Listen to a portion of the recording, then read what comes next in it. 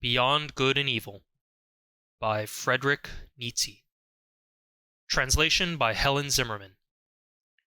Chapter 3. The Religious Mood. 45.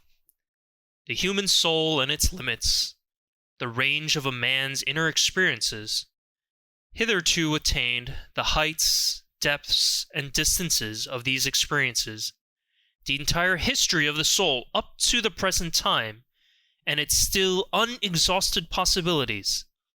This is the preordained hunting domain for a born psychologist and lover of a big hunt.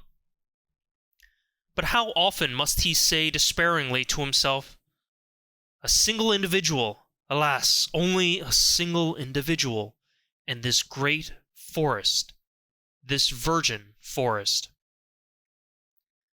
So he would like to have some hundreds of hunting assistants and fine-trained hounds that he could send into the history of the human soul to drive his game together. In vain, again and again he experiences, profoundly and bitterly, how difficult it is to find assistants and dogs for all the things that directly excite his curiosity. The evil of sending scholars into new and dangerous hunting domains, where courage, sagacity, and subtlety in every sense are required, is that they are no longer serviceable just when the big hunt and also the great danger commences. It is precisely then that they lose their keen eye and nose.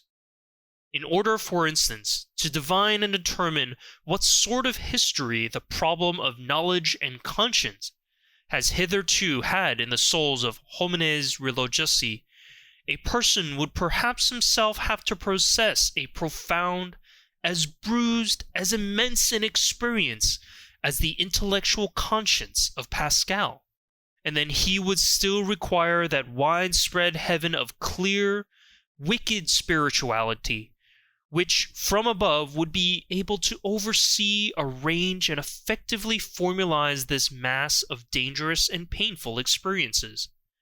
But who would do me this service? And who would have time to wait for such servants? They evidently appear too rarely. They are so improbable at all times. Eventually one must do everything oneself in order to know something, which means that one has much to do. But a curiosity like mine is once for all the most agreeable of vices. Pardon me, I mean to say that the love of truth has its reward in heaven and already upon earth. 46. Faith such as early Christianity desired and not infrequently achieved in the midst of a skeptical and southernly free-spirited world, which had centuries of struggle between philosophical schools behind it and in it, counting besides the education in tolerance which the Imperium Romanum gave. This faith is not that sincere, austere slave faith by which perhaps a Luther or a Cromwell or some other northern barbarian of the spirit remained attached to his God and Christianity. It is much rather the faith of Pascal, which resembles in a terrible manner a continuous suicide of reason, a tough, long-lived, worm-like reason which is not to be slain at once and with a single blow. The Christian faith from the beginning is sacrifice, the sacrifice of all freedom, all pride, all self-confidence of spirit. It is the same time subjection, self-derision, and self-mutilation. There is cruelty and religious Phoenicianism in this faith, which is adapted to a tender, many-sided, and very fastidious conscience. It takes for granted that the subjection of the spirit is indescribably painful, that all the past and all the habits of such a spirit resist the absurdism in the form of which faith comes to it. Modern men, with their obtuseness as regards all Christian nomenclature, have no longer the sense for the terribly superlative conception which was implied to an antique taste by the paradox of the formula, God on the cross. Hitherto there had never and nowhere been such boldness in inversion, nor anything at once so dreadful, questioning, and questionable as this formula. It promised a transvaluation of all ancient values. It was the Orient, the profound Orient. It was the Oriental slave who thus took revenge on Rome and its noble, light-minded toleration, on the Roman Catholicism of non-faith, and it was always not the faith, but the freedom from the faith, the half-stoical and smiling indifference to the seriousness of the faith, which made the slaves indignant at their masters and revolt against them. Enlightenment causes revolt, for the slave desires the unconditioned. He understands nothing but the tyrannous, even in morals. He loves as he hates without nuance, to the very depths, to the point of pain, to the point of sickness. His many hidden sufferings make him revolt against the noble taste which seems to deny suffering. The skepticism with regard to suffering, fundamentally only an attitude of aristocratic morality, was not the least of the causes, also of the last great slave insurrection which began with the French Revolution. 47. Whenever the religious neurosis has appeared on the earth so far, we find it connected with three dangerous prescriptions as to regimen: solitude, fasting, and sexual abstinence, but without its being possible to determine with certainty which is cause and which is effect, or if any relation at all of cause and effect exists there.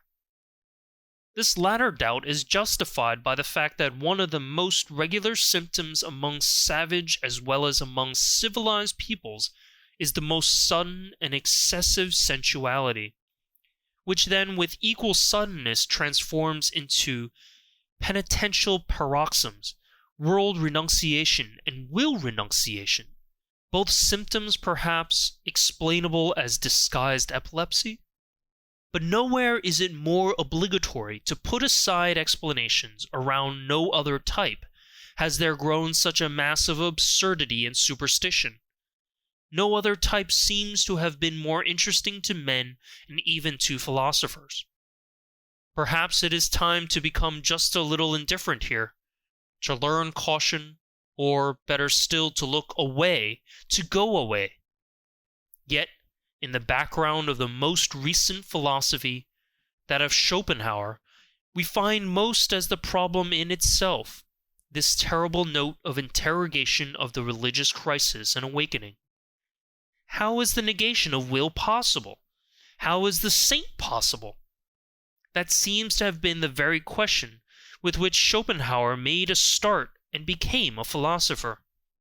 And thus it was genuine Schopenhauerian consequence that his most convinced adherent, perhaps also his last as far as Germany is concerned, namely Richard Wagner, should bring his own life work to an end just here, and should finally put that terrible and eternal type upon the stage as Kundry, type Vacu, and it is loved and lived at the very time that the mad doctors in almost all European countries had an opportunity to study the type close at hand, wherever the religious neurosis, or as I call it, the religious mood, made its latest epidemical outbreak and display as the Salvation Army.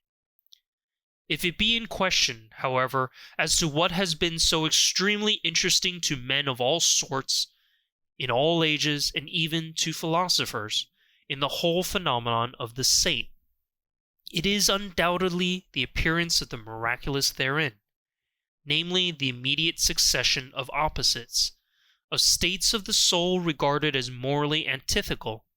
It was believed here to be self-evident that the bad man was all at once turned into a saint, a good man. The hitherto existing psychology was wrecked at this point. Is it not possible it may have happened principally because psychology had placed itself under the dominion of morals, because it believed in oppositions of moral values, and saw, read, and interpreted these oppositions into the text and facts of the case? What? Miracle? Only an error of interpretation? A lack of philology? 48. It seems that the Latin races are far more deeply attached to their Catholicism than we Northerners are to Christianity generally, and that consequently unbelief in Catholic countries means something quite different from what it does among Protestants, namely, a sort of revolt against the spirit of the race, while with us it is rather a return to the spirit, or non-spirit of the race. We Northerners undoubtedly derive our origin from barbarous races. Even as regards our talents for religion, we have poor talents for it.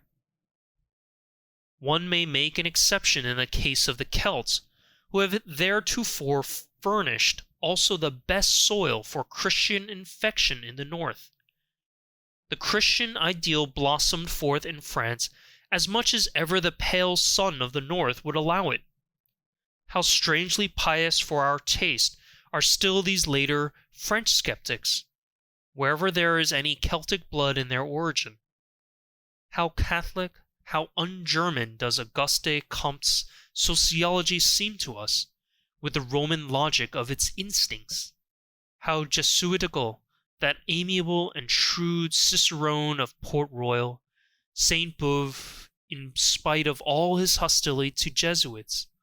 And even earnest Renan, how inaccessible to us Northerners does the language of such a Renan appear, in whom every instant the merest touch of religious thrill throws his refined, voluptuous, and comfortable couching soul off its balance. Let us repeat after him these fine sentences, and what wickedness and haughtiness is immediately aroused by way of answer in our probably less beautiful but harder souls, that is to say, in our more German souls.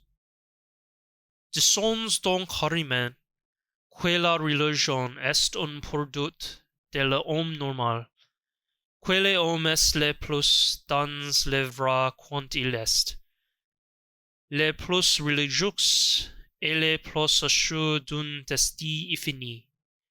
C'est quand il est bon qu'il vote que la vertu corresponde à un ordre éternel.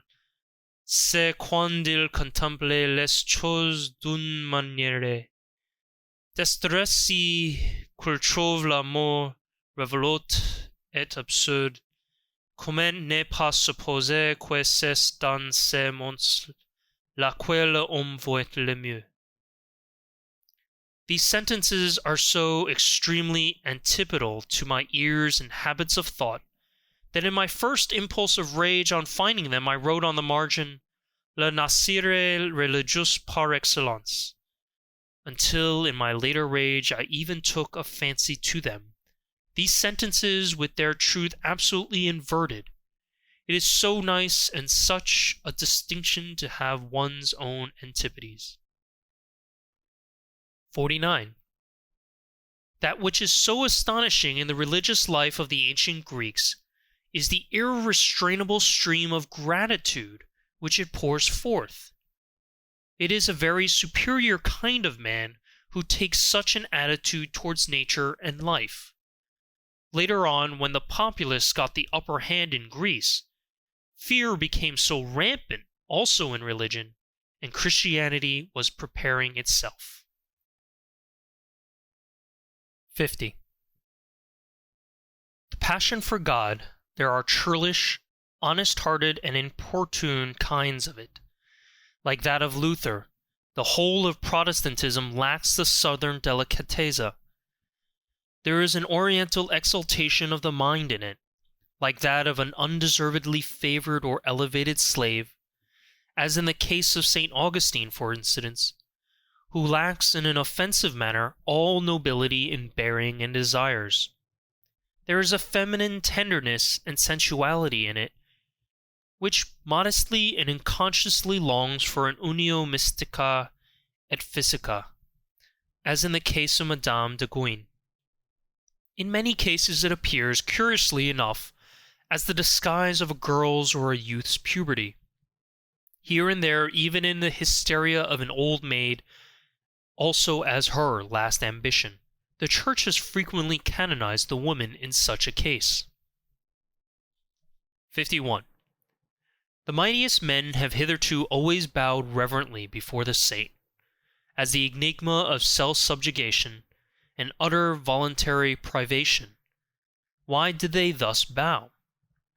They divined in him, and as it were behind the questionableness of his frail and wretched appearance, the superior force which wished to test itself by such a subjugation.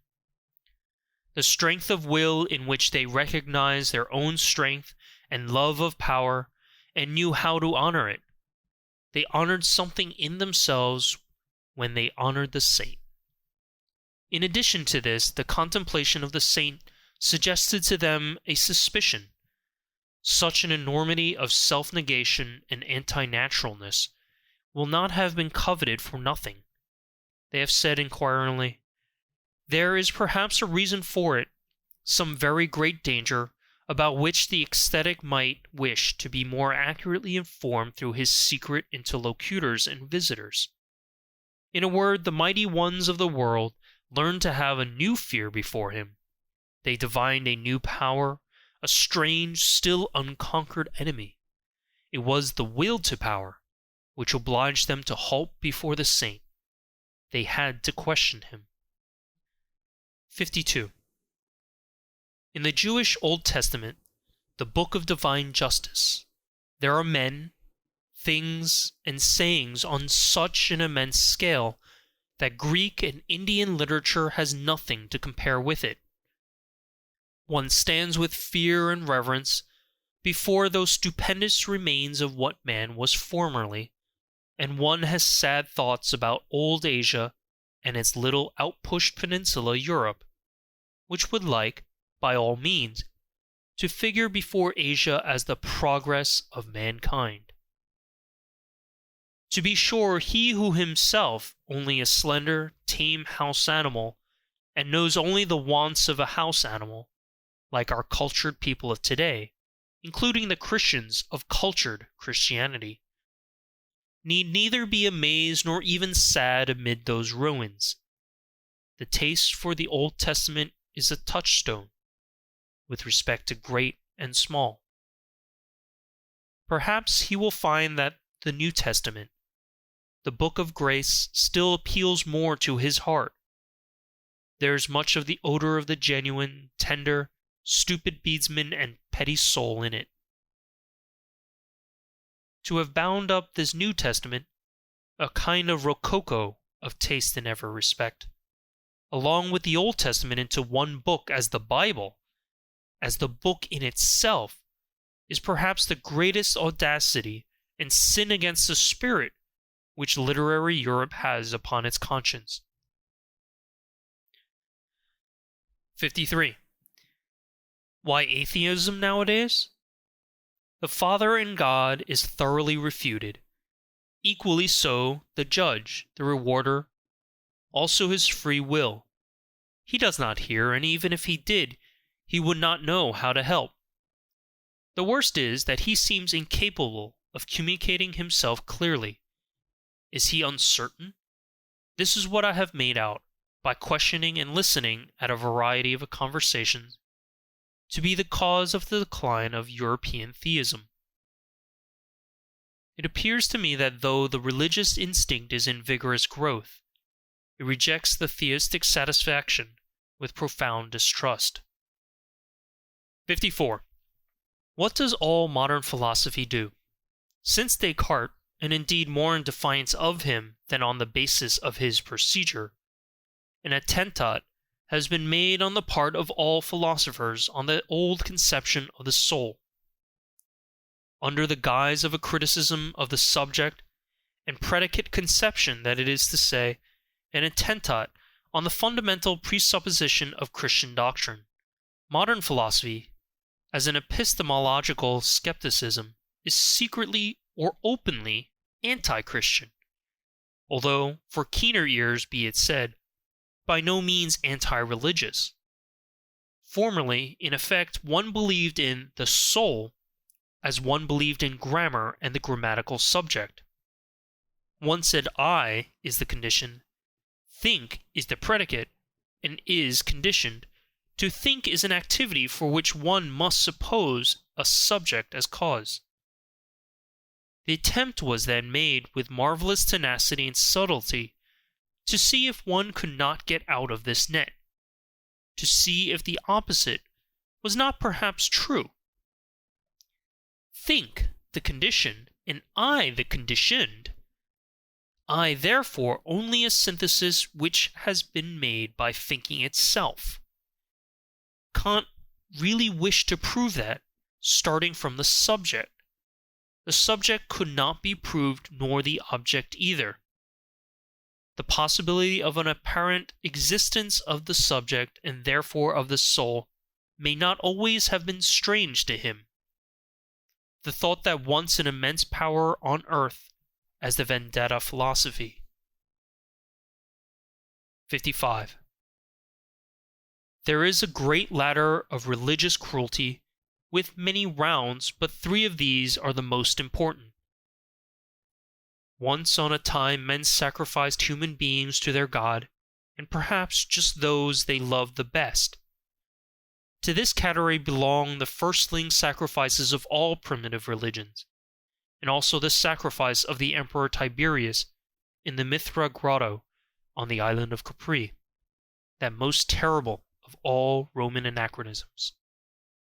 Then, during the immoral epoch of mankind, they sacrificed to their god the strongest instincts they possessed, their nature. This festal joy shines in the cruel glances of ascetics and anti-natural fanatics. Finally, what still remained to be sacrificed?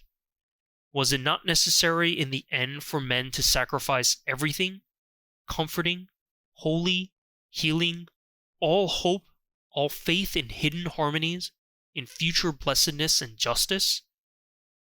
Was it not necessary to sacrifice God himself, and out of cruelty to themselves to worship stone, stupidity, gravity, fate, nothingness? To sacrifice God for nothingness, this paradoxical mystery of the ultimate cruelty has been reserved for the rising generation. We all know something, therefore, already. 56. Whoever, like myself, prompted by some enigmatical desire, has long endeavored to go to the bottom of the question of pessimism, and free it from the half-Christian, half-German narrowness and stupidity in which it has finally presented itself to this century, namely, in the form of Schopenhauer's philosophy. Whoever, with an Asiatic and super-Asiatic eye, has actually looked inside and into the most world-renouncing of all possible modes of thought, beyond good and evil, and no longer, like Buddha and Schopenhauer, under the dominion and delusion of morality, whoever has done this has perhaps just thereby, without really desiring it, opened his eyes to behold the opposite ideal, the ideal of the most world-approving, exuberant, and vivacious man, who has not only learnt to compromise and arrange with that which was and is, but wishes to have it again as it was and is, for all eternity, insatiably calling out da capo, not only to himself, but to the whole piece and play, and not only the play, but actually to him who requires the play, and makes it necessary, because he always requires himself anew, and makes himself necessary. What? And this would not be circulus vicius Deus? 57. The distance, and as it were the space around man, grows with the strength of his intellectual vision and insight. His world becomes profounder, new stars, new enigmas, and notions are ever coming into view. Perhaps everything on which the intellectual eye has exercised its acuteness and profundity has just been an occasion for its exercise, something of a game, something for children and childish minds. Perhaps the most solemn conceptions have caused the most fighting and suffering. The conceptions God and sin will one day seem to us of no more importance than a child's plaything or a child's pain seems to an old man. And perhaps another plaything and another pain will be then necessary once more for the old man, always childish enough, an eternal child. D8. Has it been observed to what extent outward idleness or semi-idleness is necessary to a religious life, alike for its favorite microscopic labor of self-examination, and for its soft placidity called prayer, the state of perpetual readiness for the coming of God? I mean the idleness with a good conscience, the idleness of olden times and of blood, to which the aristocratic sentiment that work is dishonoring, that it vulgarizes the body and soul, is it not quite unfamiliar? And that consequently the modern, noisy, time-engrossing, conceited, foolishly proud laboriousness educates and prepares for unbelief more than anything else? Among these, for instance, who are at present living apart from a religion in Germany, I find freethinkers of diversified species and origin, but above all a majority of those in whom laboriousness from generation to generation was dissolved the religious instincts, so that they no longer know what purpose religions serve, and only note their existence in the world with a kind of dull astonishment.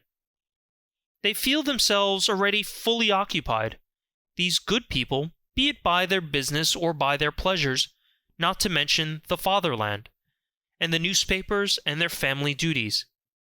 It seems that they have no time whatever left for religion, and above all, it is not obvious to them whether it is a question of a new business or a new pleasure, for it is impossible, they say to themselves, that people should go to church merely to spoil their tempers.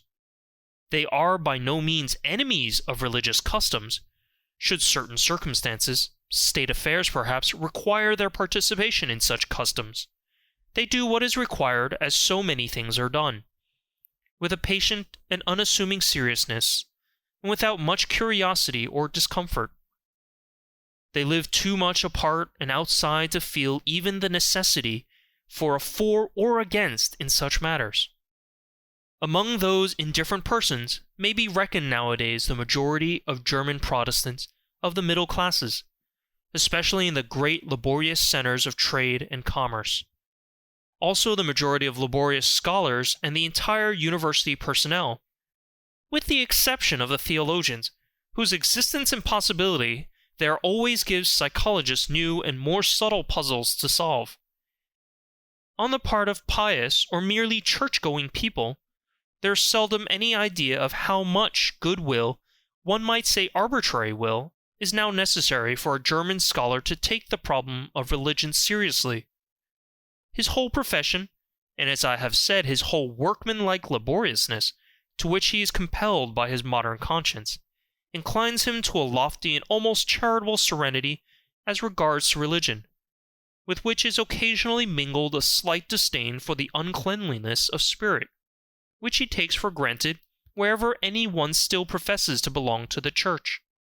It is only with the help of history, not through his own personal experience, therefore, that the scholar succeeds in bringing himself to a respectful seriousness, and to a certain timid difference in presence of religions. But even when his sentiments have reached the stage of gratitude towards them, he has not personally advanced one step nearer to that which still maintains itself as church or as piety. Perhaps even the contrary, the practical indifference to religious matters in the midst of which he has been born and brought up, usually sublimates itself in his case into circumspection and cleanliness, which shuns contact with religious men and things. And it may just be the depth of his tolerance and humanity which prompts him to avoid the delicate trouble which tolerance itself brings with it. Every age has its own divine type of naivete, for the discovery of which other ages may envy it, And how much naivete, adorable, childlike, and boundlessly foolish naivete is involved in this belief of the scholar in his superiority, in the good conscience of his tolerance, in the unsuspecting, simple certainty with which his instinct treats the religious man as a lower and less valuable type, beyond, before, and above which he himself has developed, he, the little arrogant dwarf and mob man, the sedulously alert, head and hand drudge of ideas, of modern ideas. 59. Whoever has seen deeply into the world has doubtless divined what wisdom there is in the fact that men are superficial. It is their preservative instinct that teaches them to be flighty, lightsome, and false. Here and there one finds a passionate and exaggerated adoration of pure forms, in philosophers as well as in artists. It is not to be doubted that whoever has need of the cult of the superficial, to that extent, has at one time or another made an unlucky dive beneath it. Perhaps there is even an order of rank with respect to those burnt children, the born artists who find the enjoyment of life only in trying to falsify its image, as if taking wearisome revenge on it. One might guess to what degree life has disgusted them, by the extent to which they wish to see its image falsified, attenuated, ultrified, and deified. One might reckon that homines religiosi among the artists as their highest rank. It is the profound, suspicious fear of an incurable pessimism which compels whole centuries to fasten their teeth into a religious interpretation of existence. The fear of the instinct which divines a truth might be attained too soon, before man has become strong enough, hard enough, artist enough. Piety, the life in God, regarded in this light, would appear as the most elaborate and ultimate product of the fear of truth, as artist adoration and artist intoxication in presence of the most logical of all falsifications, as the will to the inversion of truth to untruth at any price. Perhaps there has hitherto been no more effective means of beautifying man than piety. By means of it man can become so artful, so superficial, so iridescent, and so good that his appearance no longer offends. Paragraph 60. To love mankind for God's sake, this has so far been the noblest and remotest sentiment to which mankind has attained, that love to mankind without any redeeming intention to the background is only an additional folly and brutishness, that the inclination to this love has first to get its proportion, its delicacy, its gram of salt and sprinkling of aubergine from an higher inclination. Whoever first perceived and experienced this, however his tongue may have stammered as it attempted to express such a delicate matter, let him for all time be holy and respected as the man who has so far flown highest and gone astray in the finest fashion. Paragraph 61. The philosopher, as we free spirits understand him, as the man of the greatest responsibility, who has the conscience for the general development of mankind, will use religion for his disciplining and educating work, just as he will use the contemporary political and economic conditions. The selecting and disciplining influence, destructive as well as creative, and fashioning, which can be exercised by means of religion is manifold and varied, according to the sort of people placed under its spell and protection. For those who are strong and independent, destined and trained to command, in whom the judgment and skill of a ruling race is incorporated, religion is an additional means for overcoming resistance in the exercise of authority, as a bond which binds rulers and subjects in common, betraying and surrendering to the former the conscience of the latter, their innermost heart, which would fain escape obedience. And in the case of the unique natures of noble origin, if by virtue of superior spirituality they should incline to a more retired and contemplative life, reserving to themselves only the more refined forms of government, over chosen disciples or members of an order. Religion itself may be used as a means for obtaining peace from the noise and trouble of managing grosser affairs, and for securing immunity from the unavoidable filth of all political agitation. The Brahmins, for instance, understood this fact. With the help of a religious organization, they secured to themselves the power of nominating kings for the people, while their sentiments prompted them to keep apart and outside as men with a higher and super-regal mission. At the same time, religion gives inducement and opportunity to some of the subjects to qualify themselves for future ruling and commanding the slowly ascending ranks and classes, in which, through fortunate marriage customs, volitional power and delight in self-control are on the increase.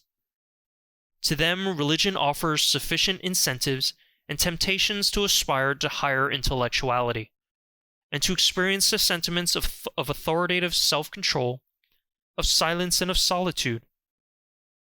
Asceticism and Puritanism are almost indispensable means of educating and ennobling a race, which seeks to rise above its heredity, baseness, and work itself upwards to future supremacy. And finally, to ordinary men, to the majority of the people who exist for service and general utility, and are only so far entitled to exist, religion gives invaluable contentedness with their lot and condition, peace of heart, ennoblement of obedience, additional social happiness and sympathy, with something of transfiguration and embellishment, something of justification of all commonplaceness, all the meanness, all the semi-annual poverty of their souls. Religion, together with the religious significance of life, sheds sunshine over such perpetually harassed men, and makes even their own aspect endurable to them. It operates upon them as the Epicurean philosophy usually operates upon sufferers of a higher order, in a refreshing and refining manner, almost turning suffering to account, and in the end even hallowing and vindicating it. There is perhaps nothing so admirable in Christianity and Buddhism as their art of teaching even the lowest to elevate themselves by piety to seemingly higher order of things, and thereby to retain their satisfaction with the actual world in which they find it difficult enough to live, this very difficult being necessary. Paragraph 62. To be sure, to make also the bad counter-reckoning against such religions, and to bring to light their secret dangers, the cost is always excessive and terrible when religions do not operate as an educational and disciplinary medium in the hands of the philosopher, but rule voluntarily and paramountly when they wish to be the final end, and not a means along with other means.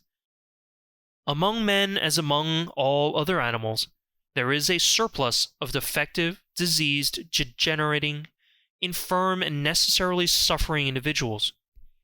The successful cases, among men also, are always the exception, and in view of the fact that man is the animal not yet properly adapted to his environment, the rare exception. But worse still, the higher the type a man represents, the greater is the improbability that he will succeed. The accidental, the law of irrationality in the general constitution of mankind, manifests itself most terribly in its destructive effect on the higher orders of men, the conditions of whose lives are delicate, diverse, and difficult to determine. What then is the attitude of the two greatest religions above mentioned to the surplus of failures in life? They endeavor to preserve and keep alive whatever can be preserved. In fact, as the religions for sufferers, they take the part of these upon principle. They are always in favor of those who suffer from life as from a disease, and they would fain treat every other experience of life as false and impossible. However highly we may esteem this indulgent and preservative care, inasmuch as in applying to others, it has applied and applies also to the highest and usually the most suffering type of man, the hitherto paramount religions, To give a general appreciation of them, are among the principal causes which have kept the type of man upon a lower level. They have preserved too much that which should have perished. One has to thank them for invaluable services, and who is sufficiently rich in gratitude not to feel poor at the contemplation of all that the spiritual men of Christianity have done for Europe hitherto. But when they had given comfort to the sufferers, courage to the oppressed and despairing, a staff and support to the helpless, and when they had allured from society into covenants and spiritual penitentiaries the broken-hearted and distracted, what else had they to do in order to work systematically in that fashion, and with a good conscience for the preservation of all the sick and suffering, which means, indeed and truth, to work for the deterioration of the European race, to reverse all estimates of value. That is what they had to do.